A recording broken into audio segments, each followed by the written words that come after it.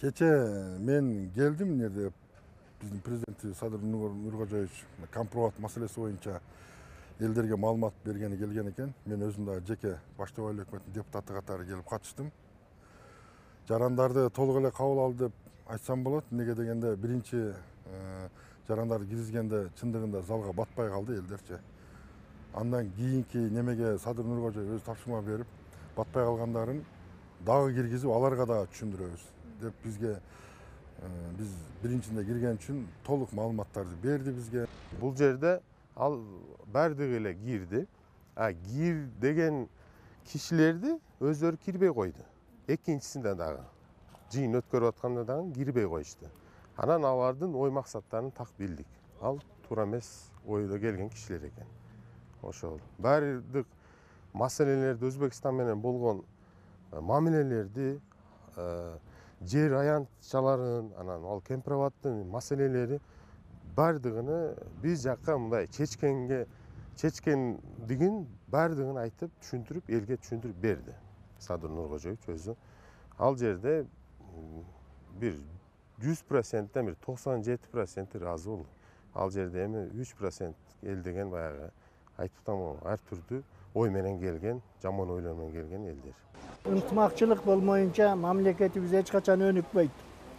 Кыргызстанда сен тарапташтарың, мен тарапташтарым деген менен болбойт. Баарыбыз бир кыргыз элбиз. Кемпирабад боюнча бүт карта менен түшүндүрүп берди. Неме өзү дагы Садыр Жапаров тиги Ташиев дагы.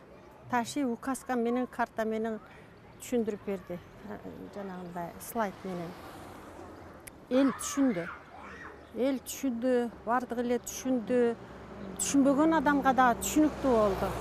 Ошо кайсы жерлер алмашканын только Кыргызстандын кызыкчылыгы үчүн маселелер чечилиптир. Мен кирип уккан маалыматым боюнча компроматтын суунун деңгээлин 900га чейин түшүрөткөн, 908ден. Ошол түшүргөндүн негизинде компроматтын айланасына жайлашкан айыл өкмөттөр бар го. Ошолордун жарандары пайдалануу үчүн 1250 гектар жер бош экен да. Суу наракка жылып, ошо 1250 гектар чамалуу жер бошоп, ошо айыл өкмөттүн жарандары пайдаланууга берилет экен.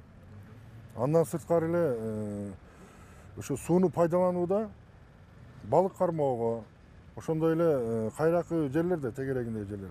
Ошолордо суу тарттырып пайдаланганы толук мүмкүнчүлүгүбүз бар экен да биздин. Анан кийин дагы мынабы биздин айыл өкмөткө эң основной пайдалуу жери 1000 гектар бөлүнүп берилет экен. Өзбекстандын территориясынан 1000 гектар бөлүнүп берилет экен. Сузакка 500 гектар, биздин айыл өкмөткө, баштабай айыл өкмөтүнө 500 гектар бөлүнүп берилет экен пайдаланууга.